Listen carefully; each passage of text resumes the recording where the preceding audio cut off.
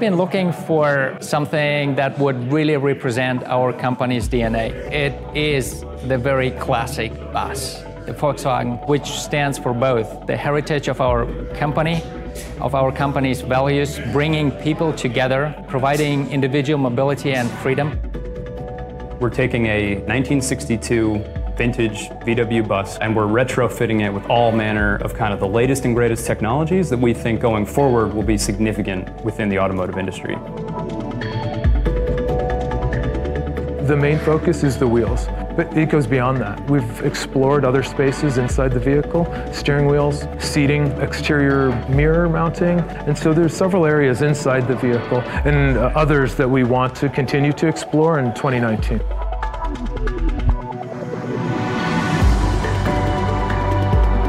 From a design point of view, generative design enables you to create really, really beautiful objects, something that we're really keen to explore with VW. On top of that, nature is the best designer, and we end up with parts that look a lot like biomimicry.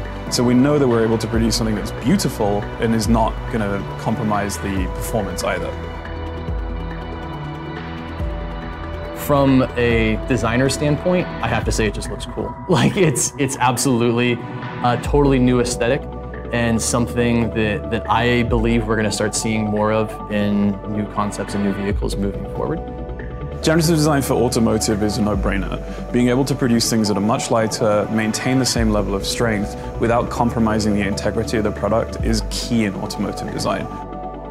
In the past, if you design, let's say, a vehicle rim, if you're going to design one of those, in the very far past, you had to basically sketch it by hand. You had a draftsman who had to draw the whole thing out, very long process, very tedious.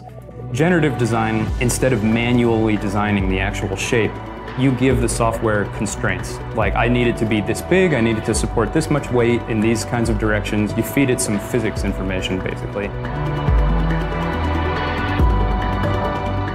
For like the larger project as a whole, and especially as this relates to Volkswagen Group, we're always looking for new technologies that can help add lightness, if you will, to our vehicles, or like lightweight technologies that make our vehicles more efficient, especially when you're talking about areas like the wheel, where rotational mass is really important to making a vehicle more energy efficient. In a way, it makes it more complex because you just have much more choices to choose from. Because now, you know, when a designer worked for a week and then you had 2 options, now a computer works overnight and you have 300, but yet you still need the time to evaluate all those 300 and make the decision which work and which don't.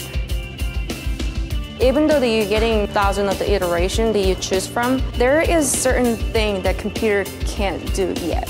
It's very detailed, looking at the very detail of the aesthetic that has to be controlled by designer.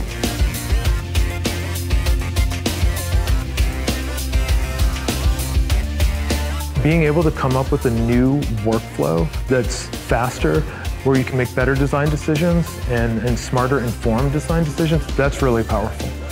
What I can feel today is that we probably even don't understand to the full extent the potential of generative design. This is something we will have to figure out within the next years, where human engineering combined with artificial intelligence can provide lighter, smarter products.